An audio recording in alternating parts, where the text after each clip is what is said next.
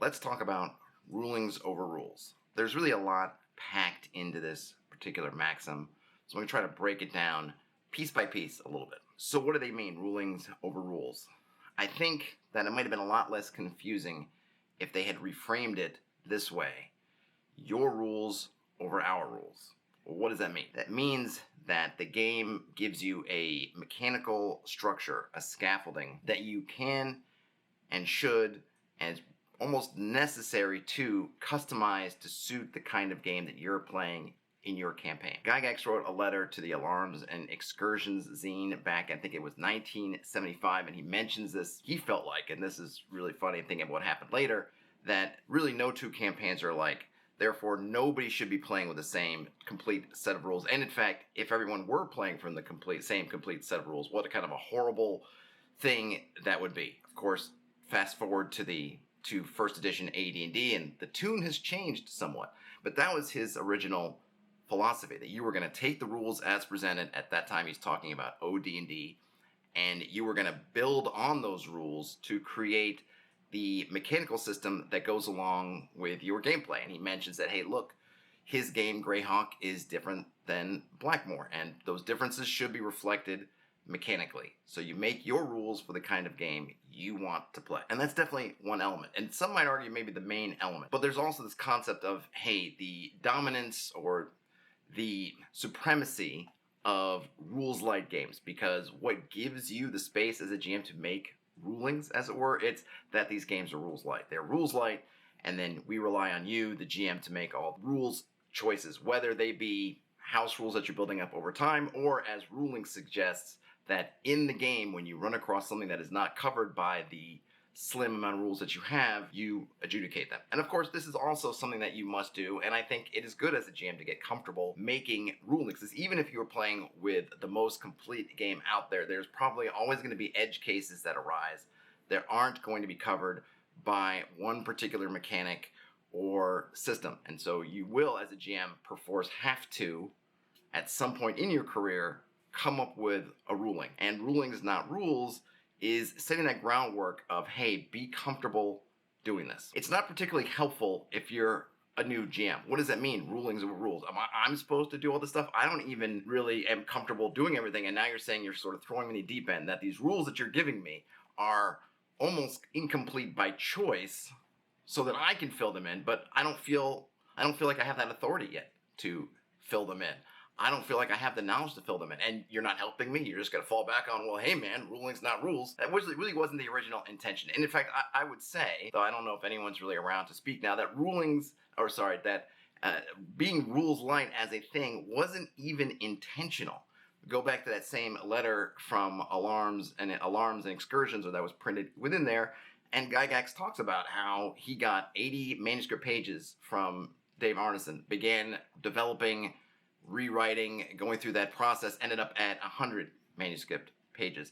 And he would have gone on and done more and gone further, but they felt like they needed to get the game out because they wanted to share it with gamers, so he felt like he could not withhold the wonderful gift that is D&D from everyone, so he had to throw it out there. Now, whether that's a little bit of marketing fluff, whether that hides that there might have been a more commercial purpose, let's say get it out in front because maybe you hear about other games that are in development, whatever it is, that's what he said in 1975. 3 brown books that we have were not rules light because that's really what Gygax wanted to do. He mentions that he would have loved to have more years to develop it, but that they felt rushed to do so they put it out. But he also mentions that, hey, look, Greyhawk supplement's out, Blackmoor supplement is, I think, either out or coming out, and we're going to have many more.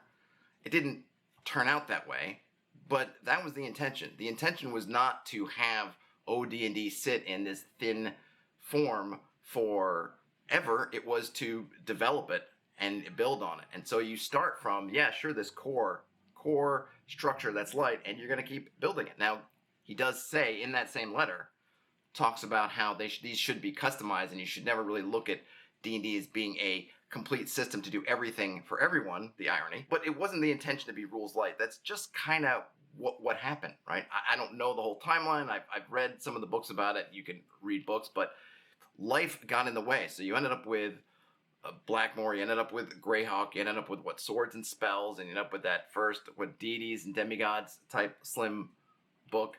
And we didn't get a whole lot more than that because they were trying to then reset things for AD&D. And this is what oftentimes puzzles people, because you hear OSR and you hear rulings, not rules, and the implication, depending on where you see it discussed, either explicitly or implicitly, this focus on rules-light games. And you think to yourself, well, hey man, AD&D, not exactly rules-light. I mean, maybe rules-light compared to Harn, I don't know, but it's not a rules-light system. Things had changed, but I would posit that probably was the direction that they were moving in if things had not happened to cause them to change course. They're getting bigger, they're getting more corporate. I'm not going to get in all that jazz, but no, AD&D is not rules-light. The cool thing about AD&D is all the rules are fairly modular, so you can pick out things that you like and things that you don't. And in fact, if you take out a lot of the sort of modular stuff that Gygax adds in the DMG, and you look at really the core rules, it really is just the 3 brown books plus Greyhawk plus a few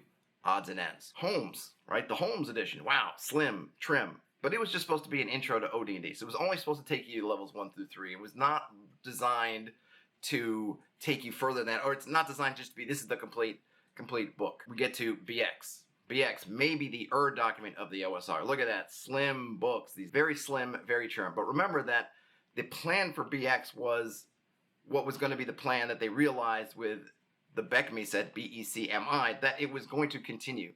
Each of these volumes was slim because they were trying to slowly get you into the flow of the rules.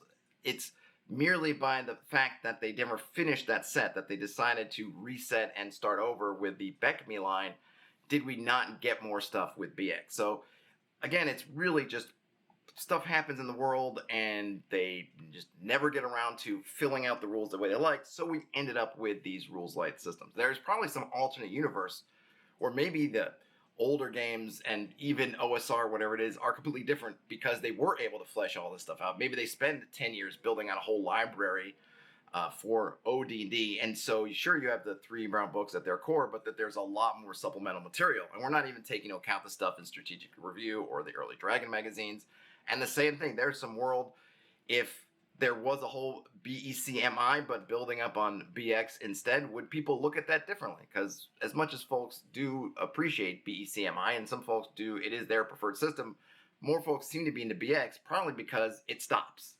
But that wasn't their intention. Their intention was to keep going. It just didn't happen. So where do we come out with all this? First of all, I really like rules-light systems, particularly when they give you the sort of mechanical backbone to be able to adjudicate rulings. Because I want to go back to rulings now.